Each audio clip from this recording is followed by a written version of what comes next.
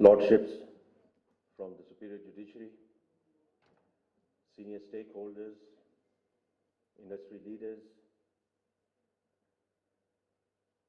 I want to specially welcome the foreign delegates who have traveled all the way to help support and assist us in terms of the best practices which are there in some of the jurisdictions that Chairman SCCP just mentioned.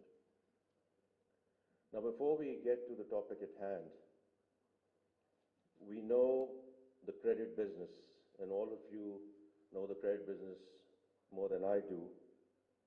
All of you are here from the risk management functions, structured credit, special asset management groups, because it's an entire cycle. And it's very important to remember that we are going to go through cycles. Our country has just gone through a cycle in terms of where we were about 14, 16, 18 months back, and alhamdulillah, where we are in terms of macroeconomic stability at this point in time. But we have gone through that cycle where the twin deficits, which have been the bane of this country, have now gone into surpluses, and we need to keep it that way. The currency stability, and I just want to make sure that everyone knows that currency is going to be led by market forces. No one is going to talk about where the currency should be and where it should be pegged. That era is gone. FX reserves, where we had dipped down to 2 weeks of import cover.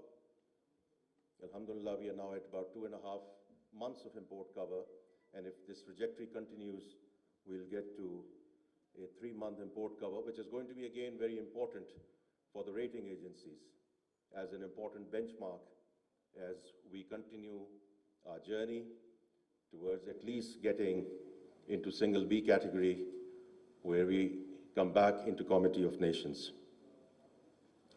So the countries go through cycles, industries go through cycles.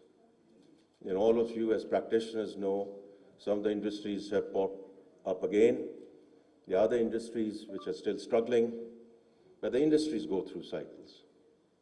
And then, of course, at the entity level, at the company level, they experience difficulties because of the macro factors or any other things which can be very specific to their industry or their company.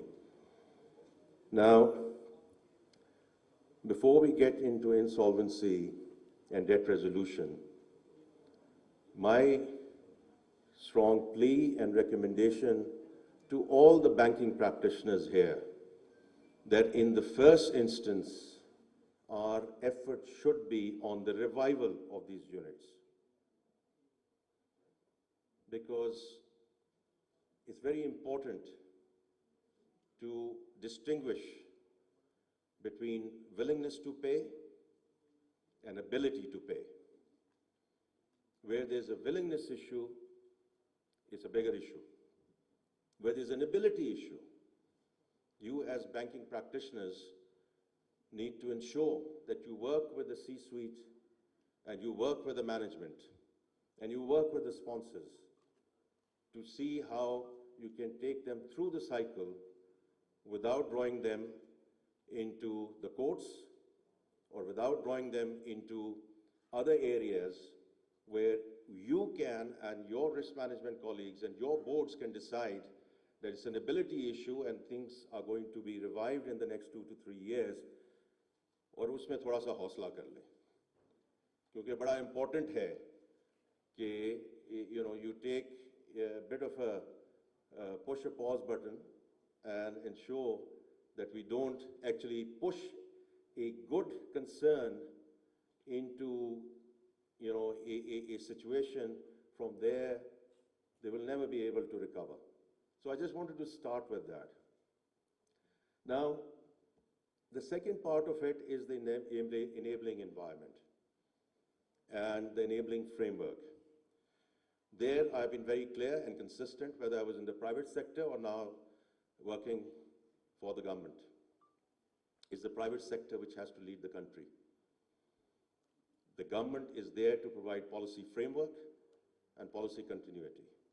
And that's what I said in the housing conference couple of days back as well, that we are not going to go back into the era of directed lending. बिल्कुल गलत किया हमने जो उस वक्त किया. That is not the way how you actually go and lend to the priority sectors. And housing is indeed a priority sector. But उसके लिए जो हमें काम करने की ज़रूरत है, and what we need to do as the government is to ensure there is a regulatory authority. That's been a long-standing demand of the industry. And we need to, and all the lordships are sitting here, ensure that the foreclosure laws actually work. It's not only coming up with the law, but ultimately it's also how those are going to get executed. So, because 90% of strategy or anything is execution. So coming back now into the discussion with Chairman SECP, and this conference is all about is the framework around insolvency and orderly debt resolution. Because that's how I see it. Because again, this is going to be an enabling framework, enabling environment in terms of access to credit, access to finance, but also when anyone gets into trouble, how are we going to ensure that that is done in a systematic way?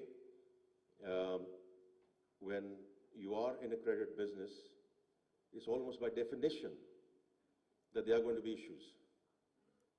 You know, as I said, all the cycles that I mentioned, whether it's the macroeconomic framework, whether it's the industry framework, whether it's the entity framework, there are going to be issues. But this is going to be very critical that we go into that in a very well thought way. And I think the 2 days conference with all the best minds from the executive, the industry, the judiciary, I'm sure will make sure that this will lead to something which is going to be sustainable for everyone in Pakistan. Because when we do knee-jerk reactions, when the government forces something, like the corporate restructuring company, and you are asked to capitalize that company without thinking about the funding model, without thinking about how, who should be actually leading that. So we do have a Pakistan corporate restructuring company. Has gone nowhere. Gone nowhere. Because of knee-jerk reactions. Because someone from Islamabad says, do it, we think it's a fantastic idea, we go ahead and ask our regulators or ask our industry to actually go ahead and do it. But it is this consultative process which is going to be the most critical to get into those areas which are going to be sustainable. So what Chairman SECP just said in conclusion, the Ministry of Finance would be clearly happy to get these 2 work streams going, both in terms of the insolvency and debt resolution. But Chairman Sahab, I just want to be very clear that while we will host these and while we'll sponsor these, as I've always been saying, Ministry of Finance will keep a very light touch. You don't want government to be dictating and certainly not be leading. So we will host it, but it's the private sector. It's the private sector which will lead this. So that is my only plea to you and my request to you. That's how you form the groups. You have international experts that you have invited, and once again, I'm very grateful to them that they are here to help support, assist in terms of best practices. And it's absolutely great to see the lordships here, because the judiciary is going to play a very, very important role in terms of the whole execution side of it. आप जब जो मर्जी बना लें, laws बना लें, और चीज़ें कर लें, लेकिन ultimately, in practice, how this is going to work out.